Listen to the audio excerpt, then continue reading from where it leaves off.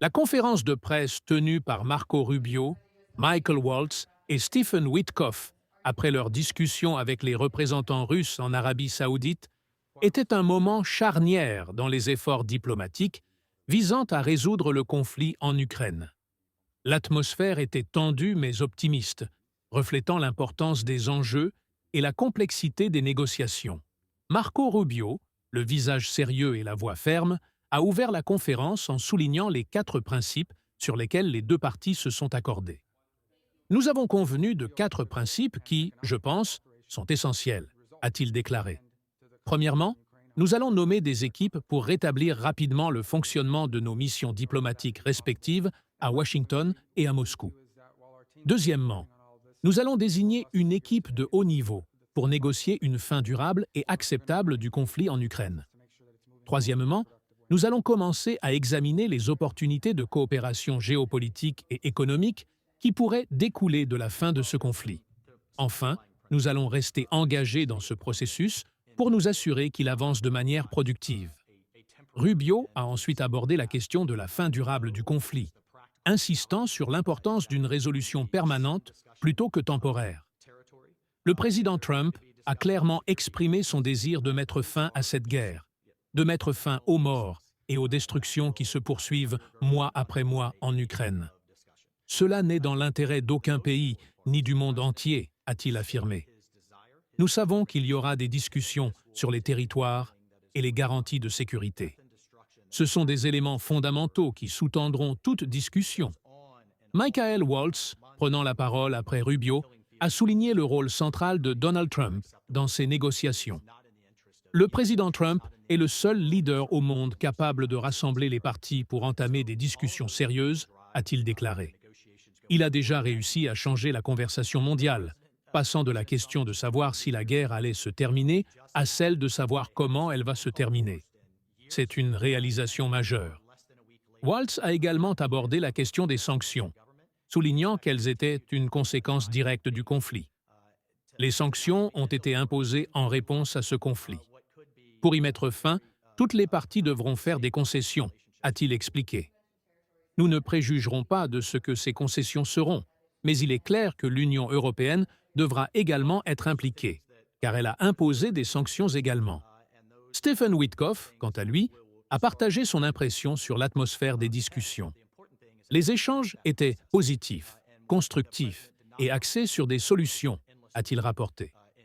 Tous les participants étaient déterminés à parvenir à un résultat favorable. Nous ne pouvions pas espérer un meilleur départ après cette première session. Witkoff a également évoqué le rôle crucial de l'Arabie saoudite dans l'organisation de ces discussions.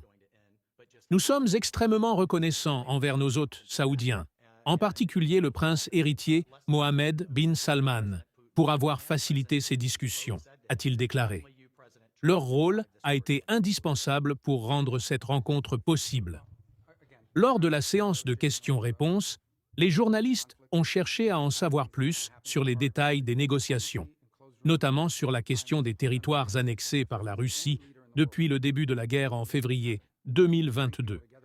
Rubio a répondu avec prudence « Ces questions seront discutées. Ce sont des sujets complexes qui nécessiteront un travail difficile et minutieux. Mais l'important est que nous ayons commencé ce processus. » Un journaliste a également demandé si les États-Unis étaient prêts à soutenir une solution européenne pour mettre fin à la guerre. Waltz a répondu « Nous continuerons à discuter de cette question. Nous croyons en une garantie de sécurité menée par les Européens, mais nous attendons également que nos alliés européens contribuent davantage à notre défense commune, notamment en respectant leurs engagements au sein de l'OTAN. » Enfin, Rubio a conclu la conférence en réitérant l'engagement de Donald Trump à mettre fin au conflit. Le président Trump est déterminé à tenir sa promesse de mettre fin à cette guerre de manière juste et durable. Cela ne sera pas facile, mais il est le seul leader au monde capable d'initier ce processus, a-t-il déclaré. Aujourd'hui n'est que la première étape d'un long et difficile voyage, mais c'est une étape cruciale. La conférence s'est terminée sur une note d'espoir, avec l'équipe américaine exprimant sa gratitude envers l'Arabie saoudite pour son rôle de médiateur et envers tous les partenaires internationaux impliqués dans ce processus de paix. Les prochaines étapes, bien qu'encore floues, semblent prometteuses, avec l'engagement de toutes les parties à travailler vers une résolution durable du conflit en Ukraine. Cette conférence de presse, bien que centrée sur des enjeux géopolitiques complexes, offre plusieurs leçons d'excellence qui peuvent être appliquées à la vie personnelle et professionnelle. Voici 5 enseignements clés à retenir. 1. L'importance de la communication et de la collaboration. Les représentants américains ont souligné la nécessité de rétablir des canaux de communication fonctionnels entre les parties en conflit. Dans la vie personnelle et professionnelle, une communication claire et ouverte est essentielle pour résoudre les conflits, construire des relations solides et avancer vers des objectifs communs. Collaborer avec les autres, même lorsque les opinions divergent, permet de trouver des solutions durables et mutuellement bénéfiques. 2. La détermination et la persévérance. Marco Rubio et son équipe ont insisté sur l'engagement de Donald Trump à mettre fin à la guerre en Ukraine, malgré les défis et les obstacles. Cette détermination est une leçon précieuse. Dans la vie, il est crucial de rester focalisé sur ses objectifs, même face à des difficultés. La persévérance et la volonté de surmonter les épreuves sont des qualités indispensables pour atteindre l'excellence. 3. La nécessité de penser à long terme. Les discussions ont mis l'accent sur la recherche d'une solution durable et non temporaire au conflit. Dans la vie personnelle et professionnelle, il est important de ne pas se contenter de solutions rapides ou superficielles, mais de viser des résultats qui auront un impact positif à long terme. Planifier et agir en tenant compte de l'avenir permet de construire des fondations solides pour le succès. 4. L'importance de la diplomatie et de la négociation. Les représentants américains ont souligné que la résolution du conflit nécessiterait des concessions de toutes les parties. Cela rappelle l'importance de la diplomatie et de la négociation dans la vie quotidienne. Savoir écouter, comprendre les perspectives des autres et trouver un terrain d'entente sont des compétences clés pour résoudre les conflits et construire des relations harmonieuses, que ce soit au travail ou dans la vie personnelle. 5. La reconnaissance et la gratitude. L'équipe américaine a exprimé sa gratitude envers l'Arabie saoudite pour son rôle dans l'organisation des discussions. Reconnaître et apprécier les contributions des autres est une marque d'excellence. Dans la vie personnelle et professionnelle, exprimer de la gratitude renforce les relations, favorise un environnement positif et encourage la collaboration. Cela montre également une humilité et une reconnaissance des efforts collectifs, ce qui est essentiel pour progresser.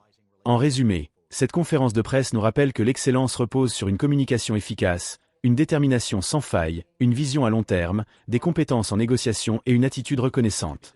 Ces principes, appliqués avec constance, peuvent nous aider à exceller dans tous les aspects de notre vie. Cela nous amène à 2 questions principales suivantes. Selon vous, quelle est la qualité la plus importante pour atteindre l'excellence dans la vie professionnelle? La détermination ou la capacité à collaborer avec les autres? Pensez-vous que la reconnaissance et la gratitude sont suffisamment valorisées dans les environnements de travail actuels, ou devrions-nous accorder plus d'importance à ces aspects? N'hésitez pas à partager votre avis en commentaire et à discuter de ces questions avec la communauté. Vos perspectives enrichiront le débat et nous permettront d'apprendre les uns des autres.